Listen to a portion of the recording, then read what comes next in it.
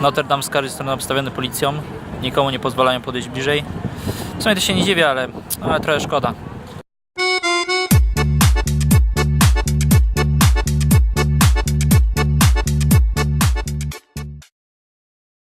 No to witam Państwa we Francji.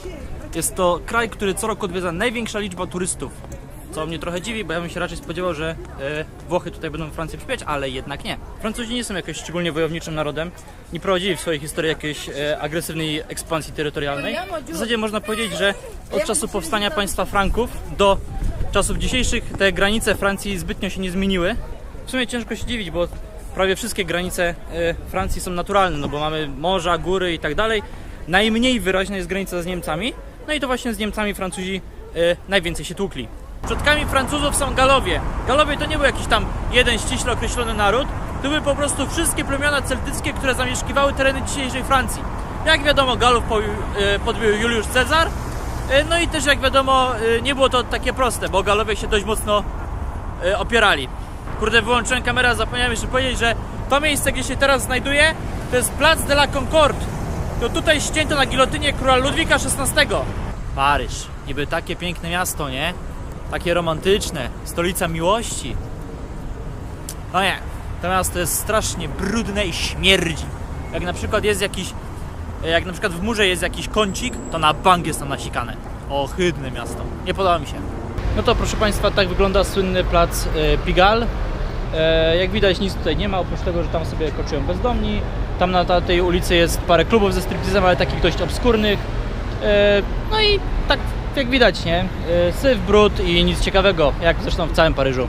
Ja przepraszam, bo trzeba było po prostu pójść jeszcze troszkę dalej. Jak widać, tam się dopiero zaczyna.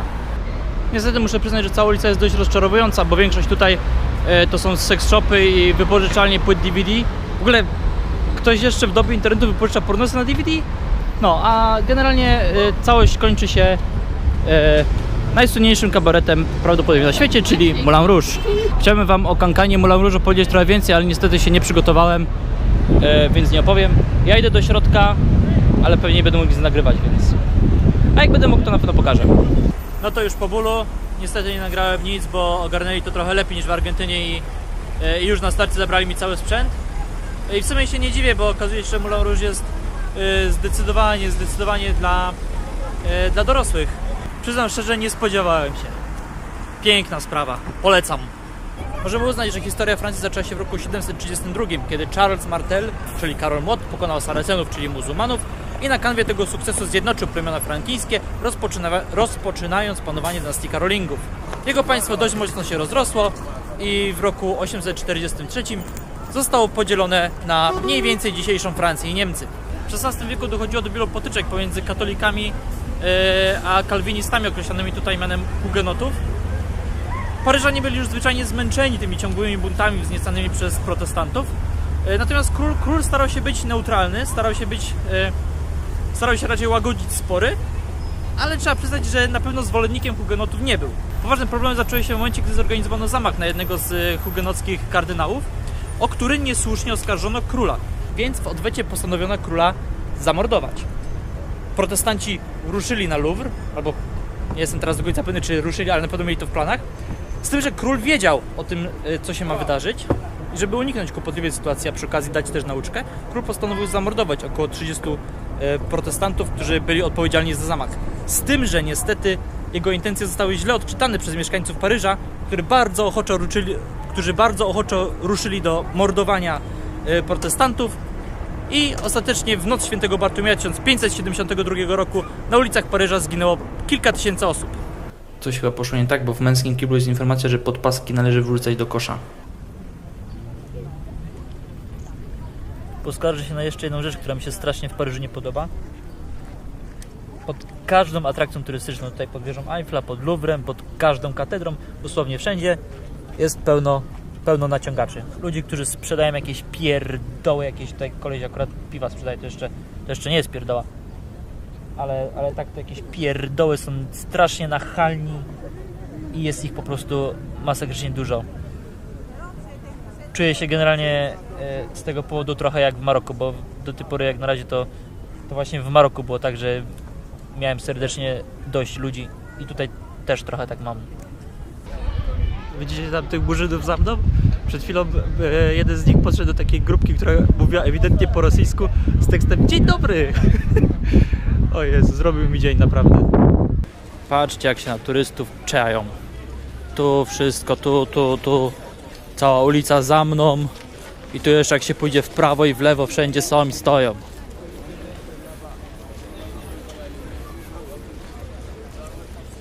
I wszystko to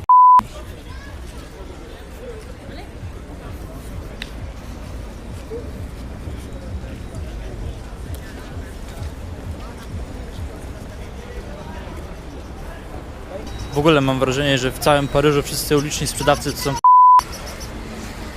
wszystko za robotę by się wzięli, cholera jasna, tylko mnie wkurzają. Ja przepraszam za swoje słowo, ktoś mógłby pomyśleć, że jestem rasistą.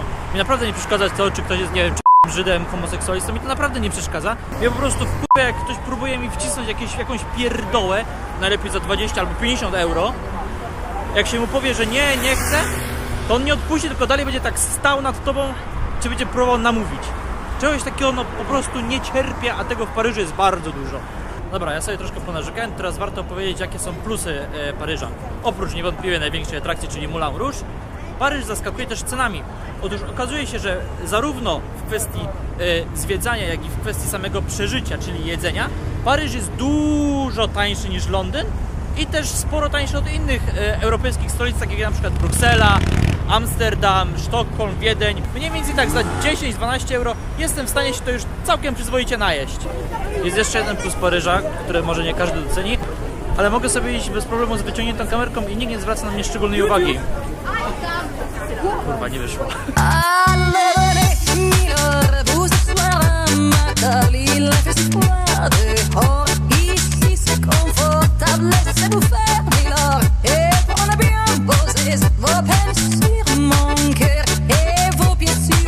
Je vous connais, Miller, vous ne m'avez jamais vu. Je ne suis qu'une fille du port, une ombre de la rue. Dziecięciem będąc, rozbijają się po takich miejscach jak Heide Park pod Hamburgiem albo Legoland w Danii.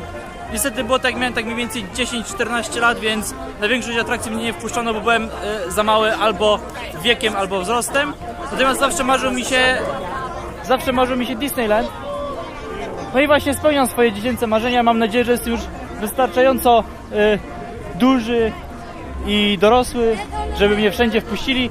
Mam tylko nadzieję, że z perspektywy takiego starego pierdziela dalej będę odczuwał jakąś radość i satysfakcję z tych wszystkich atrakcji. No nie podoba mi się. Znaczy, chcę podkreślić, że cały Disneyland jest zrobiony fantastycznie, jest naprawdę piękny, ale po pierwsze, z tych budynków, które widzicie dookoła mnie, mniej więcej tak co drugi to jest albo jakaś restauracyjka, albo jakiś sklepik z pamiątkami. Takich prawdziwych atrakcji jest tutaj bardzo mało, a te, które są, to no nie oszukujmy się, no jest to park dla naprawdę małych dzieci. Natomiast największy zarzut jaki mam, to są ludzie.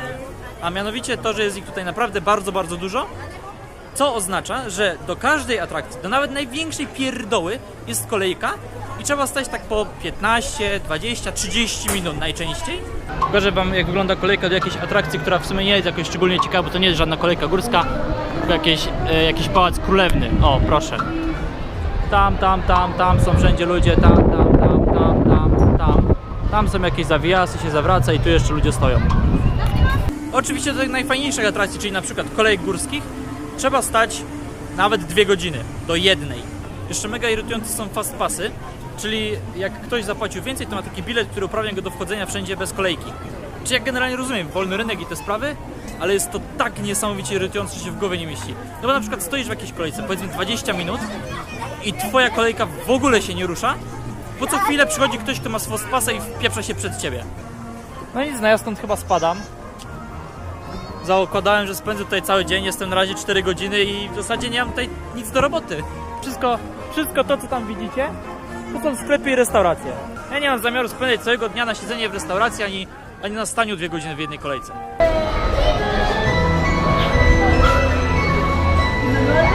Wieki XVII i XVIII złoty okres w historii Francji. Jest to także czas, kiedy budowano rządy absolutne. Proces ten rozpoczął kardynał Richelieu, który był zwykłym ministrem na dworze królewskim, ale też doradcą króla.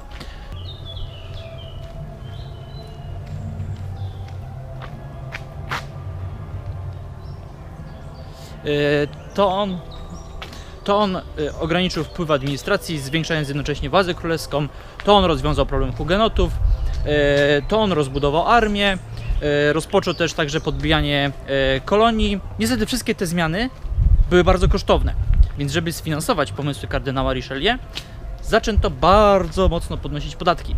To z kolei prowadziło do bardzo szybkiego ubożenia społeczeństwa i jak łatwo się domyśleć, z tego powodu kardynał Richelieu był straszliwie nienawidzony. Richelieu à la hospital! Richelieu à la hospital. Attaque! Attaque!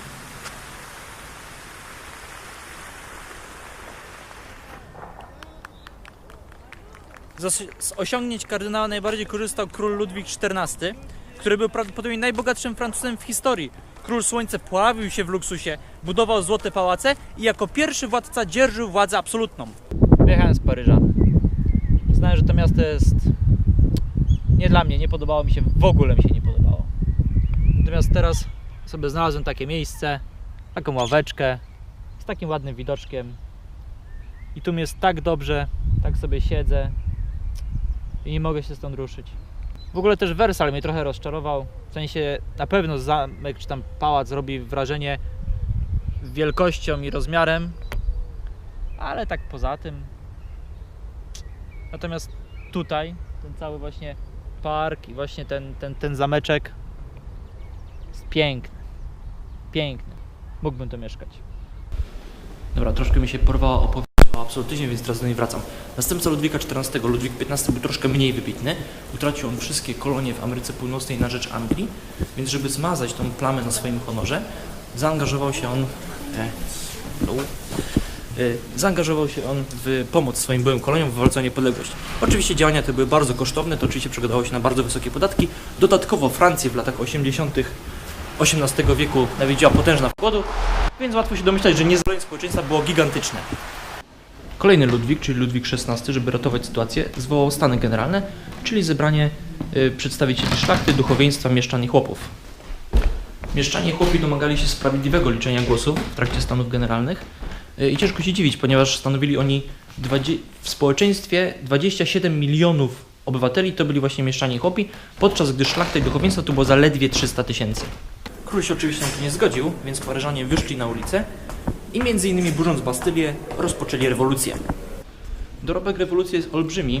Oprócz tego, że po pierwsze zakończyła ona rządy absolutne, to zakończyła się także podpisaniem drugiej w Europie, a trzeciej na świecie konstytucji oraz podpisaniem Deklaracji Praw Człowieka.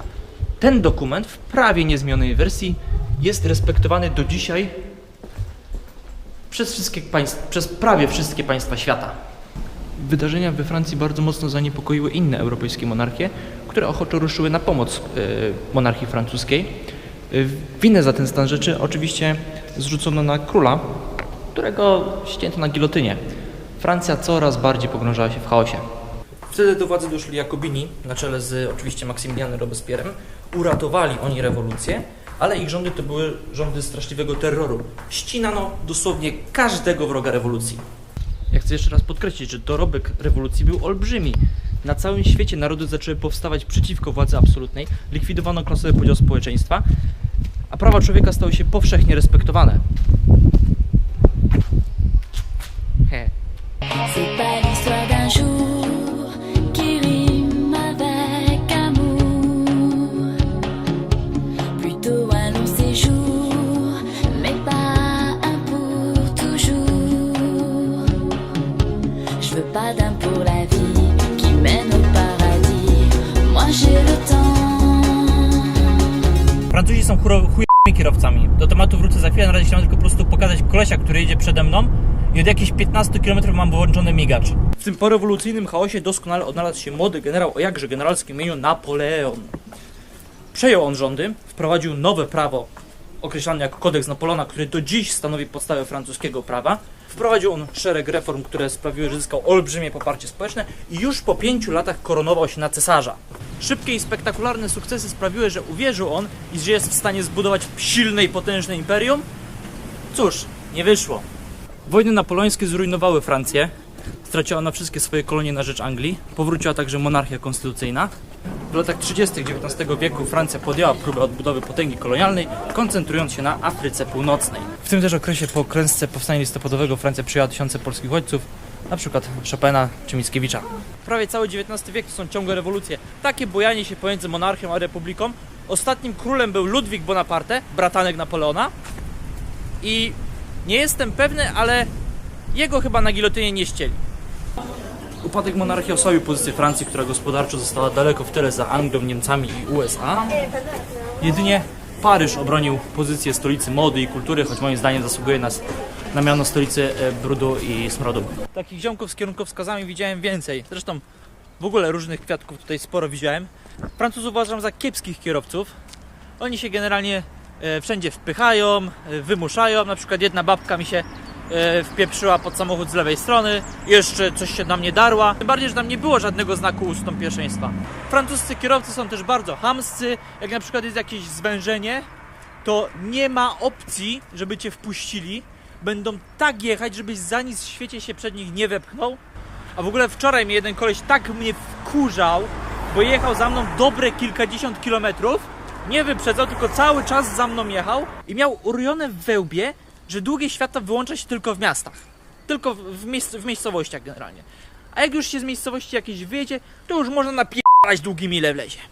Francja ma też podobno bardzo dobre autostrady, ale też bardzo drogie autostrady. Jeden Francuz mi tutaj powiedział, że francuskimi autostradami jeździ się bardzo dobrze, bo są puściutkie, bo są tak drogie, że nikt nimi nie jeździ. Jak łatwo się domyśleć, autostradami nie jeżdżę, bo mi jest za drogo, więc jeżdżę zwykłymi drogami. I teraz, czemu jeździ mi się we Francji źle? Po pierwsze, dlatego, że z tego, że jeżdżę zwykłymi drogami, to co chwilę trafiam na jakąś miejscowość. I tutaj jest tak, że w każdej, nawet największej pipidówie jest strefa tempo 30. Ponadto we Francji mnóstwo jest rond. Jak jest sobie zwykła droga, tak jak nasza, powiedzmy, krajówka, i się krzyżuje z jakąś inną drogą, to zamiast zrobić zwykłe skrzyżowanie, to są ronda, więc i tak musisz zwolnić. A ponadto bardzo często są jakieś takie totalnie z dupy wzięte ograniczenia prędkości. Do 70, do 50 i tak dalej, i tak dalej. A fotoradary są. I chyba mi jeden fotkę już cyknął. A, to jeszcze wspomnę przy okazji, że ceny paliw we Francji są chyba najwyższe ze wszystkich krajów, jakie do tej pory odwiedziłem. Są chyba nawet wyższe niż na Islandii. To znaczy, że za 1 litr zapłacimy nawet euro 80. Dużo, bardzo dużo. To jest 7 zł, nawet chyba ciut ponad. Najtaniej jak widziałem to było chyba euro 49. To było chyba najtaniej. A tak powiedzmy, że taka no, dobra, standardowa cena to jest takie euro 50 parę, euro 60 parę. Z takimi cenami paliw, z tak drogimi autostradami i z taką bandą imigrantów nierobów, ja raczej nie wróżę Francji świetlanej przyszłości. Właśnie ci imigranci mnie strasznie tutaj zastanawiają, bo na przykład w Niemczech czy w Anglii, które podobno też mają przecież dużo tego na rybku, nie ma takiego syfu jak tutaj. Bo tutaj naprawdę, no to co ja widziałem w niektórych miejscach, Francja sobie nie radzi. Francja sobie nie radzi. I żeby nie było, jestem jednym z tych pojebów, co by uchodźców do Polski przyjął. Bo uważam, że ludziom pomagać trzeba. Szczególnie jak pochodzą z kraju, gdzie mają wojnę. Ale na pewno nie na takich zasadach, jak to się dzieje tutaj we Francji.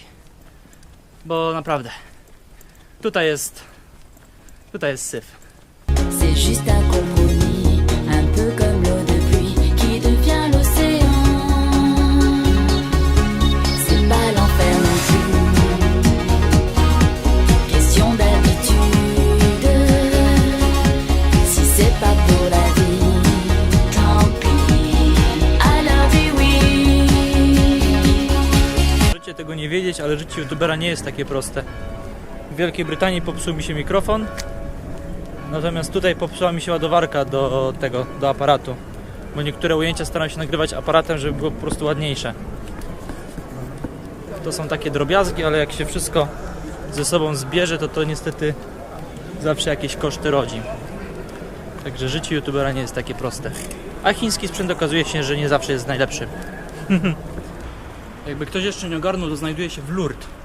Tutaj w 1858 roku doszło do serii objawień i do dziś jest to jedno z najważniejszych sanktuariów maryjnych na świecie. I przyznam szczerze, że bardzo mi się to miejsce podoba, z tego względu, że jest to święte miejsce, gdzie można się w spokoju pomodlić i jest osobna strefa handlu. Cały ten handel jest mocno nienachalny i co mi się też bardzo podoba, jak na tak ważne miejsce, ceny tutaj są naprawdę w porządku. Ja już się z Wami żegnam. To nie jest jeszcze oczywiście koniec mojej podróży po Francji, ale wydaje mi się, że kraj jest na tyle duży, że materiału będę miał na tyle dużo, że wyjdą z tego 2 odcinki. Także na razie. J'aime pas l'habitude, j'aime pas quand ça dure, j'ai pas d'intention.